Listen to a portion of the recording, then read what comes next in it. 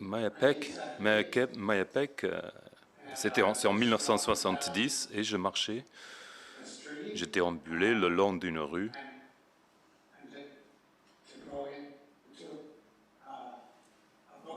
pour entrer dans une librairie et il y avait un livre de Bates qui était présent. Je me suis dit, ça c'est intéressant. Ça me rappelle le yoga et le tai chi. Et je me suis dit, ouais, je me suis myope, j'ai des optomètres, je m'intéresse à la méditation, tai chi, yoga, donc essayons une petite expérience pour savoir si vraiment le travail de Bates vaut quelque chose. Donc j'ai travaillé dessus, j'ai travaillé sur ma vision, sur mon angoisse, et tous les problèmes qu'on a tous, qu'on rencontre avant d'aborder le travail de Bates. J'étais incapable de faire la fixation centrale, je n'arrivais pas à faire le balancement, mais j'ai continué à travailler dessus, j'ai continué à essayer le palming, j'ai réussi à en faire pas mal. J'ai essayé de faire bouger mes yeux, j'ai fait le balancement large, avec différents exercices, mais je n'ai pas réussi. Donc, j'ai pas réussi la fixation centrale, je n'ai pas réussi à le faire. Donc, mais j'ai persévéré par expérimentation et j'ai développé une posture, une attitude plutôt pour me dire que, bon, je ne sais pas si ça va marcher ou pas, mais c'est une expérience, une expérimentation. Donc, lorsque mes collègues optomètres ont compris que je faisais le système Bates, ils se moquaient de moi. Et je leur ai dit, non, mais c'est pas grave, c'est juste une expérience. Je vais voir ce qui se passe si j'essaie de le tester. Donc, à chaque fois que j'ai inventé une nouvelle méthode d'y travailler. Par exemple, je me suis demandé ce qui se passerait si je sortais dans le parc, dans le jardin public, et si je commençais à faire du palming pendant une demi-heure pour savoir si ça allait altérer, changer ma vision. La réponse allait être ce que ça allait être, donc je n'avais pas à me punir pour être aussi bête d'essayer une expérience. Ce n'était qu'une expérience, donc ça a enlevé beaucoup d'angoisse dans ma démarche. Mais lorsque j'ai commencé le palming, je suis devenu de plus en plus tendu parce que je me posais la question si je le savais comme il fallait, si je le faisais comme il fallait. Donc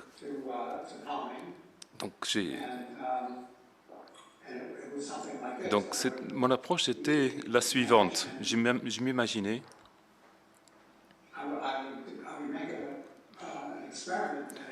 je faisais une expérience qui me permettait de soulager, de détendre mon corps tout en vivant, tout en respirant, parce que j'avais tendance à retirer mon souffle. Donc je commençais le palming et je pensais aux exercices à 5 doigts, je pensais à mes 5 doigts, et ensuite je faisais ça pendant 5 respirations. Je pensais à l'auriculaire, puis je pensais à mes jambes et mes pieds et mes hanches. Et ensuite, je respirais 5 fois. Et ensuite, je réfléchissais. Je pensais à mon doigt suivant, celui-là. Et ensuite, je pensais à ma tourse. À partir de mes hanches basses jusqu'à mes épaules. Et je pensais à mon doigt, je pensais à la puissance de mon corps qui se détendait et je respirais 5 fois tout en se faisant. Et ensuite, je passais au doigt suivant en pensant à mes épaules, à mes mains, à ma nuque et le haut de mon crâne jusqu'à mon front. Et puis ensuite, je pensais à ce doigt, et puis je pensais à la détente de mes mains, de mes épaules, et le dos de ma nuque. Et je faisais ça pendant 5 respirations, 5 souffles, et je passais au doigt suivant, et je travaillais la mâchoire, la langue, les lèvres, pour détendre cette partie de mon visage, là aussi pendant 5 souffles, avec un aller-retour. Ensuite, le pouce, et c'était mes yeux et mon cerveau. Et je pensais à ces deux choses en alternance, et je faisais ça pendant 10 souffles, 10 respirations pour chaque doigt, parfois pour une vingtaine de respirations ou d'inhalations. Et c'était un plan d'opération que j'ai développé en pensant cet exercice. Et ça, c'est l'une des choses qui me rendait anxieux, c'était de savoir combien de temps je devais faire du palming. Est-ce que ça pouvait continuer pour toujours? Donc, et puis j'ai arrêté de respirer. Et pendant cet exercice, je faisais en sorte que mon souffle donnait la mesure du temps. Je comptais les respirations, les inhalations. Donc, je vais faire du sunning pendant 20 inhalations.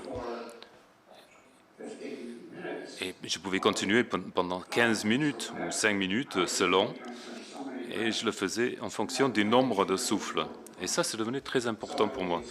Et donc, lors de l'expérience, pour l'exercice à 5 doigts, je savais que j'allais, si je ne respirais que 5 fois pour chaque doigt, j'allais avoir 25 souffles à la fin de l'exercice. Mais je savais où j'en étais au début, où j'en étais pendant l'exercice, et ce qui me restait comme temps avant la fin. Et ça a enlevé beaucoup d'angoisse. Et l'autre élément qui a enlevé l'angoisse, c'était la respiration, parce que j'ai découvert que la respiration est la meilleure façon de se détendre. Le souffle, c'est la meilleure façon de se détendre, parce qu'on modifie la chimie du sang, on diminue dioxyde de carbone, et ça modifie votre sensibilité à devenir angoissé. Donc, la façon la plus rapide de se détendre était de respirer pendant quelque temps, 50 souffles selon. Et dans cet exercice à 5 doigts, il y avait la manière de respirer. Je savais exactement où je commençais, je savais où j'étais sur le chemin, sur cette voie, et je savais exactement quand j'allais arrêter. Tout cela diminuait l'angoisse, et c'est devenu une partie de mes pratiques. Il y a un autre exercice basé sur cela que j'appelais le serrage de cochon. Non, pardon, le serrage, le grand serrage. Donc, je serrais les yeux pendant 5 souffles, et puis je détendais. Et puis, je les resserrais de nouveau à mi-chemin, puis me détendre après 5 ou 10 souffles. Et ensuite, je serrais les yeux encore, mais pour une quatrième de ce serrage. Et après, je me détendais.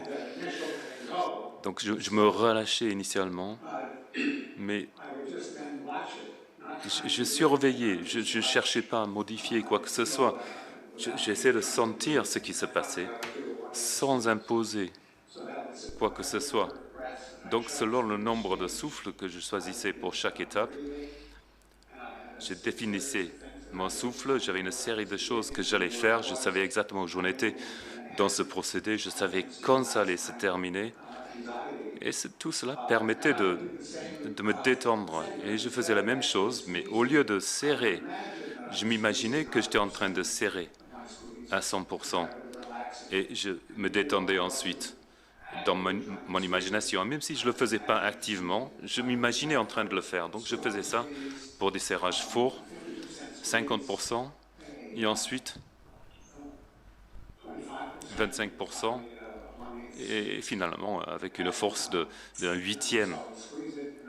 Et bien, je me serrais, je m'imaginais en train de me détendre pendant tant de souffle, et puis j'allais vers le niveau suivant. Le niveau suivant étant un huitième. Et, et je savais que le niveau de tension normal, habituel de mes yeux. Et donc je me disais, je vais faire un serrage à temps, à un huitième, et puis je recommençais avec chaque souffle.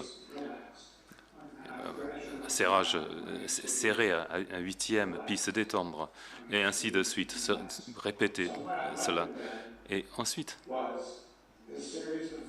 cette série d'exercices m'a donné une conscience du degré, du niveau de tension de chaque œil. Et à la fin, je m'imaginais dans ma tête serrer, se détendre. Lorsque je respirais, ou si je parlais avec quelqu'un, ou en conduisant, je pouvais me rappeler cet exercice et commencer à le faire.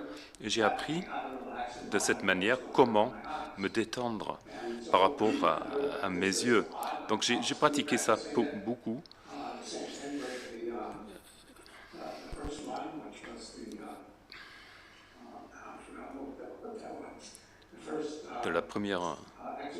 Le premier exercice, c'était l'exercice à 5 doigts.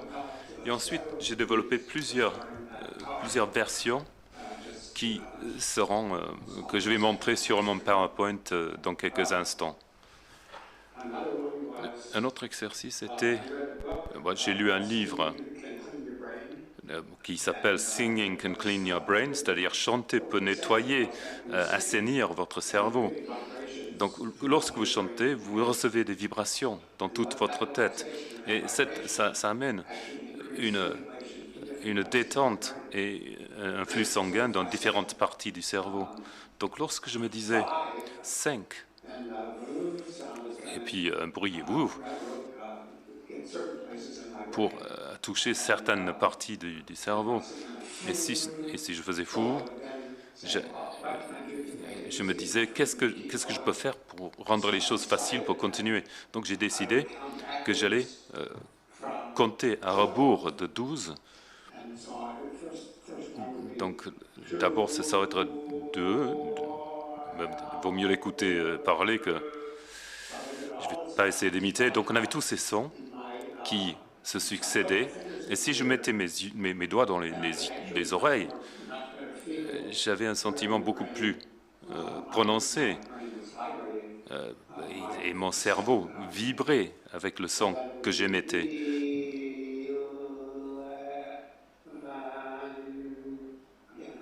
Là encore, je recevais tous ces sons.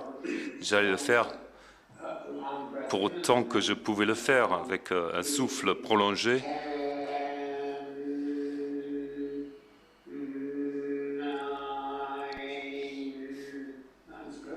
Donc de 10, 9, c'est un très bon chiffre pour ça, avec toutes ces vibrations. Et lorsque je faisais, et c'est la première fois que j'ai fait cela, mon cerveau, je me sentais tellement plus détendu. Donc avec 8 ou 10 de ces des ritualisations de palming, parce que je ne pouvais pas visualiser très bien non plus, c'était des choses que je pouvais faire pendant le palming, qui augmentait ma capacité de respiration. Ça me donnait un sens de soulagement pour savoir la durée de l'exercice.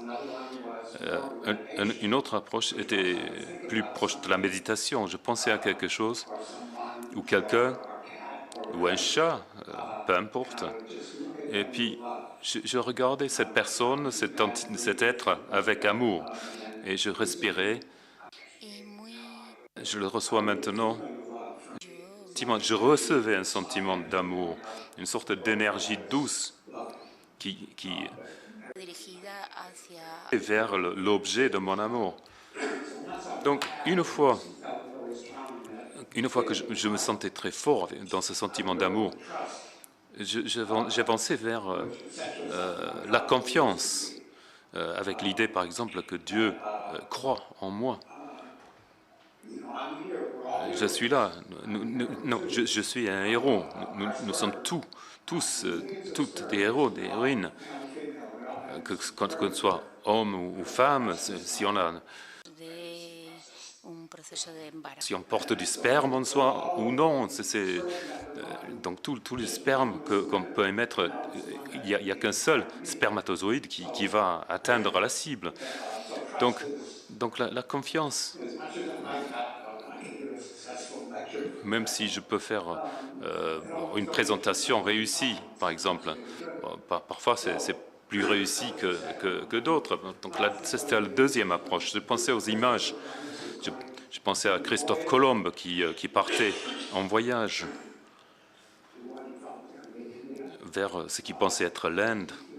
Et tout le monde a peur, ils ont peur de l'océan. Et l'équipage commence à avoir peur de manquer d'eau, de nourriture. Et Christophe Colomb commence à se poser la question de savoir, oh mon Dieu, qu'est-ce que j'ai fait? Et il y a quelqu'un qui est en haut du mât qui crie, je vois des oiseaux. Et quelques minutes plus tard, il crie, je vois de la terre. Et Christophe Colomb, qui est tendu, finalement, il dit, ah, merci mon Dieu. Et donc c'est une idée qui m'a pénétré. Donc ça, c'est un autre exercice. C'est l'amour, c'est la confiance. Et une fois que j'ai atteint ce sentiment de confiance, qui était un autre sentiment que l'amour, je revenais vers l'amour et je répétais cette expérience et puis je retournais vers la confiance pour essayer de l'évoquer de nouveau. Et lorsque je me sentais bien, j'ai essayé de les combiner, de les réunir, l'amour et la confiance. Et ensuite, je pensais à la gratitude. Donc, ça fait partie de la méditation. Et lorsque je pensais à la gratitude, toute la tension disparaissait, s'évacuait. En général, je faisais ces choses-là très calmement. Donc, c'était un autre aspect.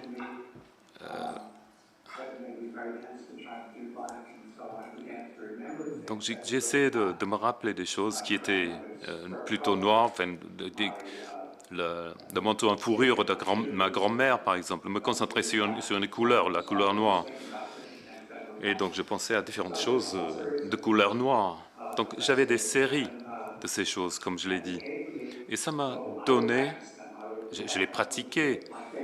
Je prenais, je faisais un choix préféré pour la semaine. Et ce qui se passait, c'est que si je conduisais, si j'avais oublié quelque chose, si j'étais tendu, je me disais, attends un instant, laisse-moi réfléchir, penser à mon petit doigt.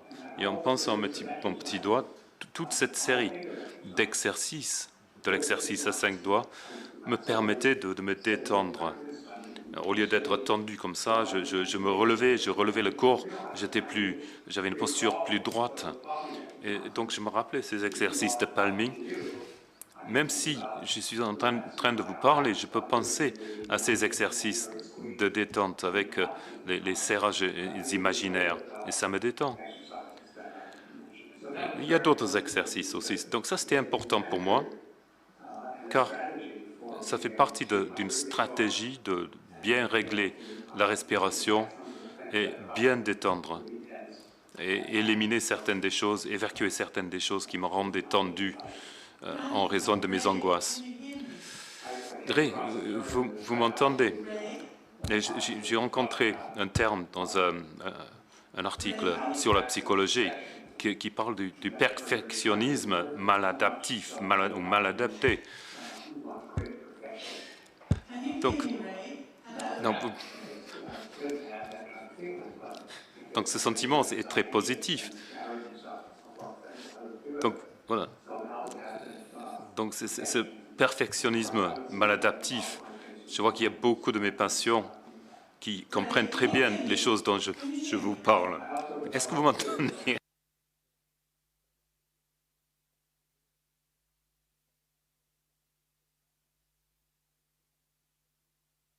Excusez-moi. Je choisissais par exemple une voiture noire. Je pensais à quelque chose par rapport à l'avenir. Et je me demandais si je pouvais continuer à respirer tout en parlant à cette voiture noire.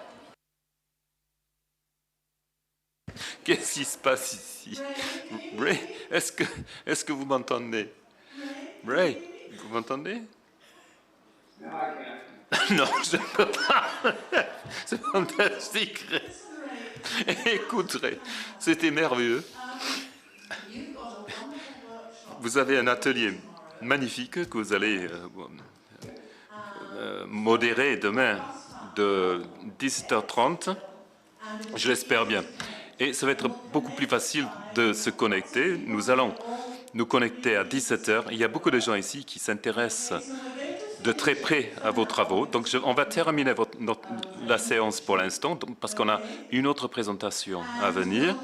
Et nous allons nous connecter avec toutes les merveilleuses personnes qui attendent d'apprendre de vous à 10h30 demain, heure française. Mais nous allons vous connecter avant le démarrage.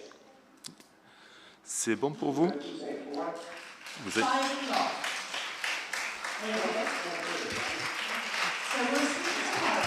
Donc, on va se parler demain. Merci. Merci.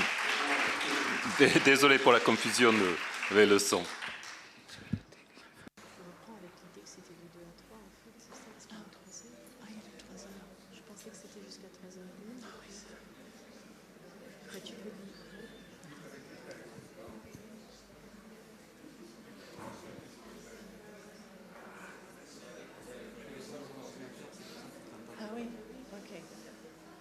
Bon, écoute, et l'autre est là?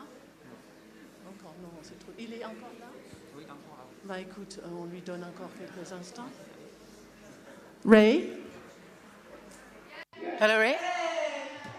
Ray, you have another course for now. Actually, tu as encore un quart d'heure. Oui, c'est bien ce que je pensais. Oui, il vous reste encore un quart d'heure. Allez, à vous.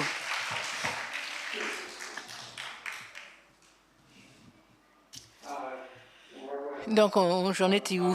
Je parlais, donc je vais baisser le son. Vous m'entendez toujours? Moi, je ne m'entends plus.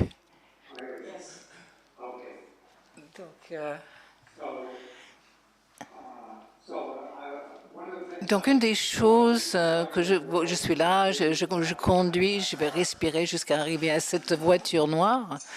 Et puis, lorsque j'étais en train de conduire, comme beaucoup de personnes, surtout quand ils font des longues distances, j'étais toute recroquevillée au volant et j'arrêtais de respirer. Et puis, j'avais vraiment besoin d'augmenter la durée de ma respiration. Donc, tout d'abord, je me dis, OK, il y a un pont là-bas, c'est peut-être à 3 kilomètres, mais j'arrivais pas. Mon cerveau s'arrêtait, et puis j'arrêtais d'y penser, j'oubliais ce que je faisais. Et donc, il fallait trouver quelque chose qui était vraiment visible et qui était atteignable. Donc, si c'était trop loin, je n'arrivais pas. Donc, il fallait absolument que je trouve quelque chose d'approprié. Donc, quand j'arrivais à la voiture noire, je cherchais autre chose. Et puis, si je continuais pendant une vingtaine de minutes, j'étais complètement décontractée à l'arrivée, au lieu d'être fatiguée. Donc, c'est devenu très important pour moi. Si, par exemple, si j'allais à un restaurant, je me demandais si j'arrivais à se lier et respirer avant d'arriver, avant que la serveuse arrive à la table. Quand je conduisais, j'avais des repères comme ça, comme une poubelle ou une boîte postale. Et donc, à chaque fois, dans un cinéma, par exemple, j'essaye de voir si je pourrais scier, respirer entre les prises de vue. Donc, et puis, moi, j'ai élargi ma recherche en me demandant si je pourrais respirer jusqu'à un certain point. Je me disais par la suite que j'allais respirer 10 fois. Pour voir à quelle distance j'ai traversé pour arriver à un point. Donc, j'ai commencé à expérimenter et ça m'a vraiment aidé au niveau de ma santé. Et donc, il fallait tout simplement pour traverser cette période et pour vraiment donner une chance à la méthode Bates. Je faisais cette technique ainsi qu'un régime. Et c'est très courant pour beaucoup des patients avec qui on travaille.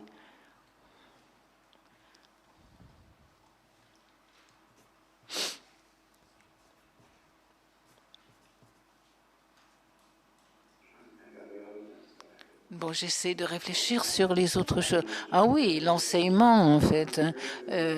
Prendre le soleil, comme ça, vous apprend à vous décontracter. Je prenais le soleil pendant 10 respirations. Et puis, je sentais le soleil traverser mon visage. Je ressentais la chaleur du soleil sur le visage. Je me décontractais, je respirais, je faisais du palming pendant 5 respirations. Je reprenais la prise de soleil. Donc, la respiration faisait partie de l'exercice. C'était pas quelque chose en supplément. C'est un petit peu comme quand on travaille la piano. On déteste les touches noires sur le piano.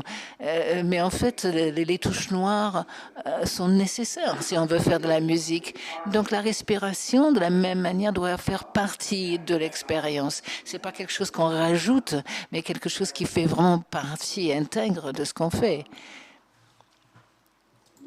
Et dans l'autre sens, ce que j'ai trouvé, c'est qu'encore une fois, j'étais très tendue par un moment. Donc, quand j'étais assis, je me disais, OK, je vais essayer de faire bouger dans une certaine direction, dans un certain sens.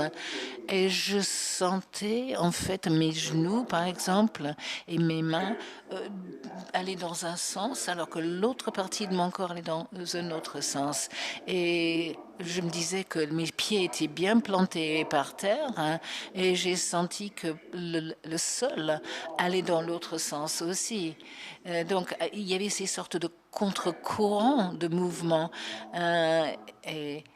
Entre le sol et les parties du corps, etc. Donc, c'était intéressant de regarder ce travail sur les sens opposés. Je peux le faire maintenant aussi avec les yeux ouverts. Donc, c'est une autre idée, une autre astuce. Le balancement, le grand balancement dont Nina nous montrait, mais j'arrivais jamais à faire bouger le monde dans le sens opposé. Quand vous balancez, les yeux passent d'un côté à l'autre, ils font comme ça, un peu saccadés, et retournent dans l'autre sens. Mais si vous bougez la tête comme ça et vous mettez les doigts doucement sur les oreilles, sur les yeux, on peut ressentir le mouvement des yeux. C'est une sorte de réflexe. Et je pensais qu'il s'agissait vraiment de ça, ce balancement. Et il y a une coordination avec l'équilibre de l'oreille interne, etc. Mais en fait, en essayant des choses différentes, par exemple, j'ai fait la danse derviche en tournant dans un cercle et au bout de quelques moments, je voyais le monde passer dans l'autre sens.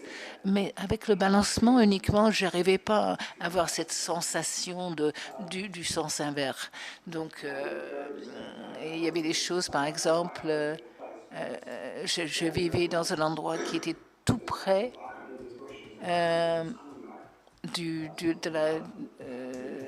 de l'école, de la cour de l'école. Il fallait passer sous les buissons. Donc, je suis allée au jeu de baseball, par exemple. Vous avez les pitchers, vous avez les gens qui sont là. Vous avez le champ qui fait une sorte de demi-cercle. Hein. Donc, je me disais que si je regardais le cercle et je faisais ce balancement doucement, est-ce que j'allais voir le monde passer dans l'autre sens? Ça a marché jusqu'à un certain point. Mais j'ai continué avec d'autres idées. Et dans la cour d'école, par exemple, il y avait un cours très plat avec un bâtiment derrière. Donc, je marchais vers le bâtiment. Je voyais le niveau des yeux de ce bâtiment et je balançais mon regard parallèle au sol et j'imaginais me projeter plus loin. Et ça m'a donné une capacité de voir, de m'améliorer dans le sens inverse. Encore une fois, j'avais un problème par rapport à l'arrêt de la respiration. J'essayais d'analyser ce qui se passait et j'avais le sentiment qu'il y avait une zone dans mon torse, dans le plexus solaire, qui était à un certain moment, quand je perdais ce mouvement de balancement, quand je regardais le niveau des bâtiments, je me suis rendu compte que la torse était en fait dirigée vers cette direction. Et au lieu d'être orienté devant, c'était un petit peu en biais et suivait vers le haut mon regard. Et donc j'ai commencé à ce moment-là à être sensible à cet effet. Donc j'ai projeté une ligne au-dessus des yeux, en dessous des yeux, et une ligne sur le gazon qui allait vers les bâtiments.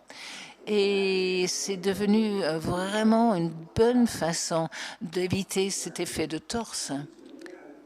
C'était important pour moi de découvrir ça.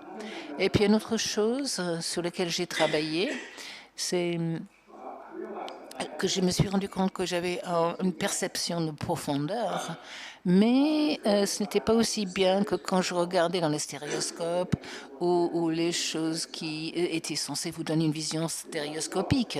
Donc je me suis rendu compte que pour moi, je pourrais percevoir la profondeur près de mes mains, mais au-delà d'un mètre, c'est comme si le monde ne repartait pas d'une manière plate, mais remontait.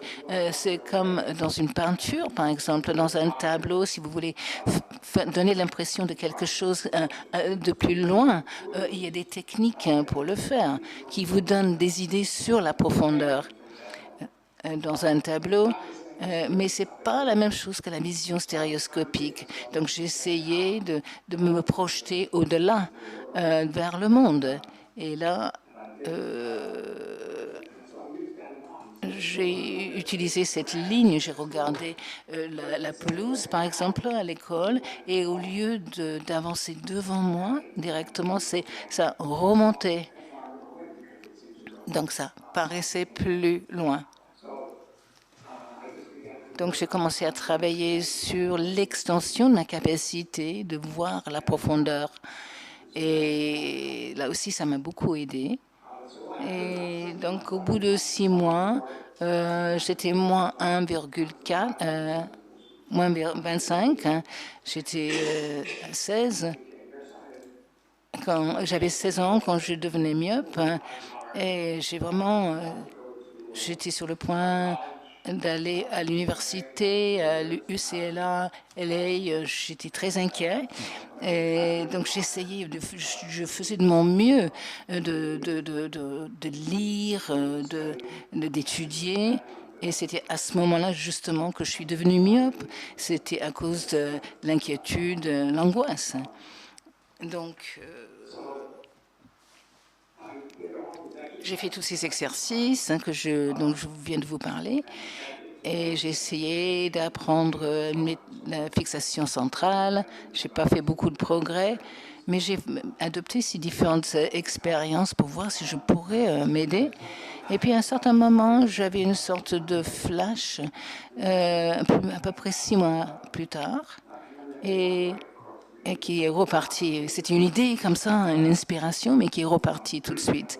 Donc, un mois après, j'avais une autre flash d'inspiration et j'ai continué à travailler dessus. Et puis éventuellement, ces flashs se répétaient plus fréquemment, de plus en plus souvent. Et à un certain moment, je me suis demandé si je pourrais créer un flash d'inspiration. Un des exercices de Bates s'appelle edging, c'est-à-dire tu regardes le long d'une ligne et ça peut être le plafond, par exemple, ça peut être le haut d'un tableau. Vous regardez quelque chose qui a une ligne ou une courbe et vous passez les yeux sur cette ligne très doucement en tournant la tête. Et ça, c'était une de mes pratiques.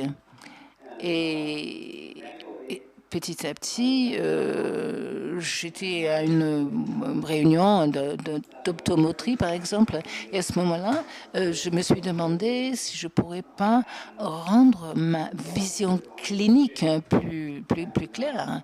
Donc, je faisais ça, et tout d'un coup, ma vision s'est éclaircie.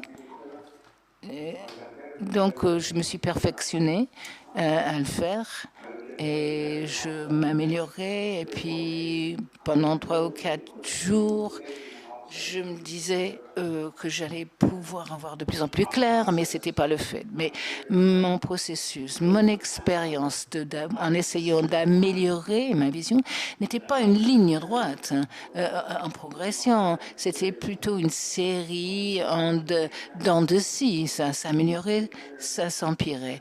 Ça s'améliorait, ça s'empirait. Donc il y a une sorte d'amélioration, mais ce n'était pas droit. Il y avait des bas, des hauts, des pics,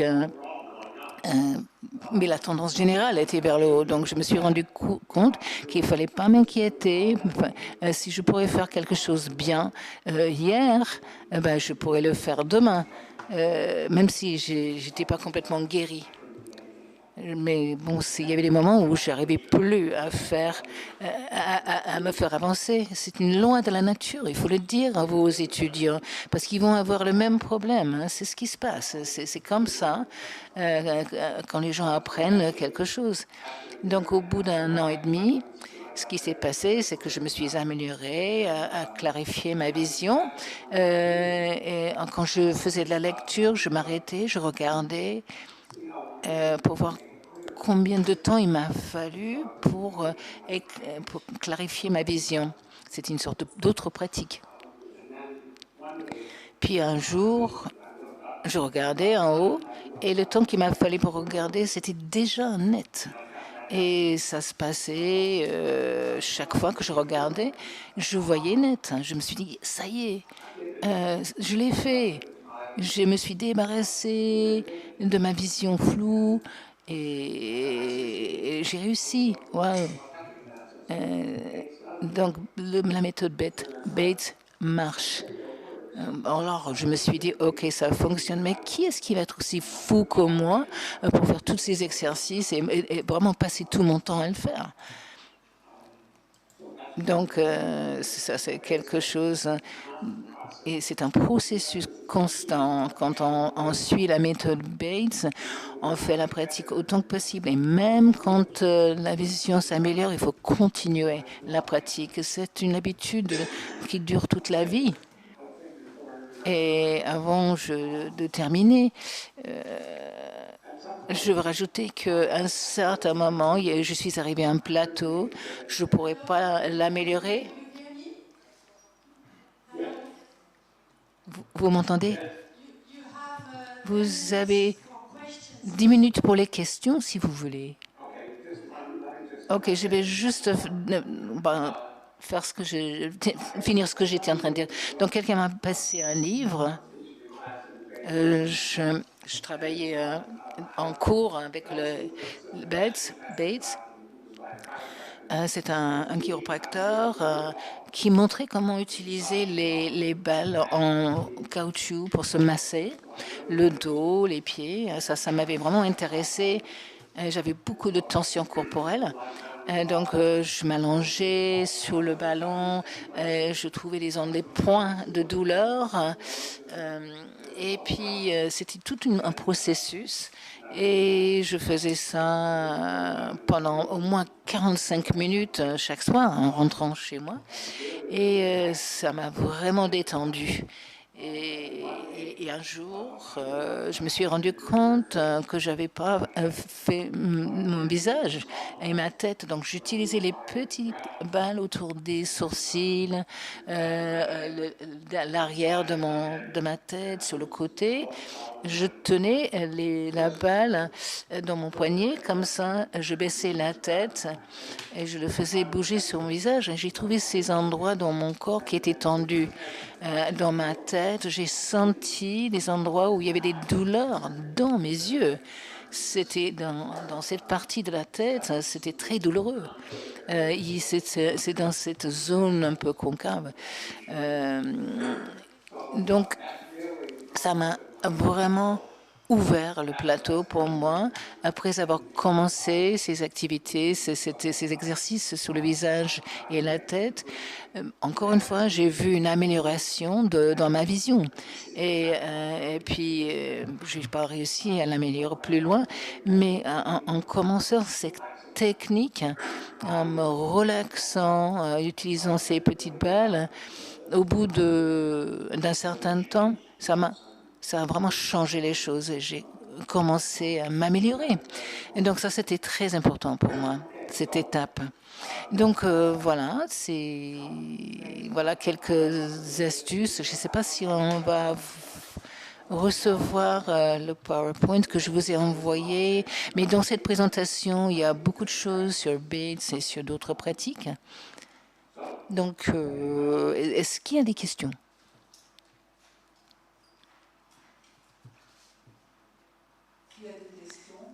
Who?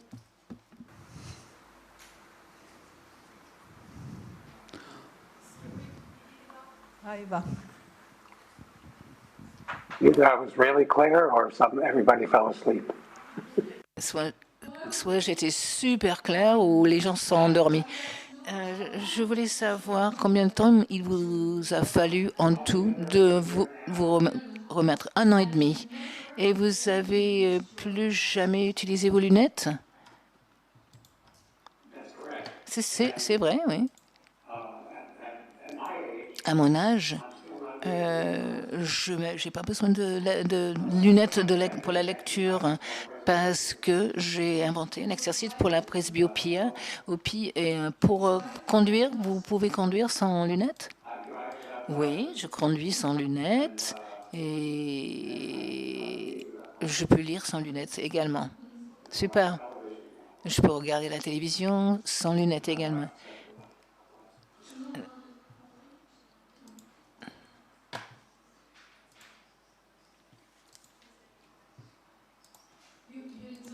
Vous avez inventé un exercice, c'était laquelle?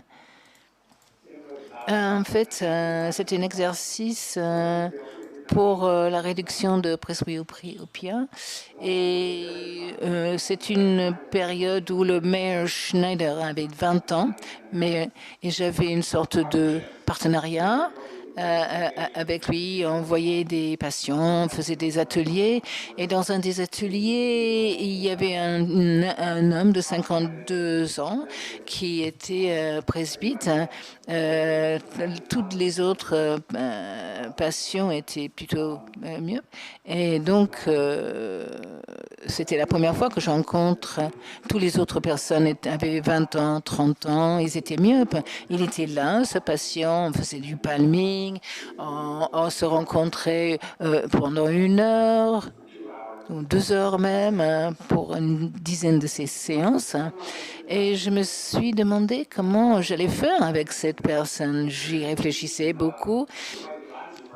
Et la façon dont les yeux fonctionnent, il y a une coordination entre la distance où on focalise et combien de focalisation proche on peut faire.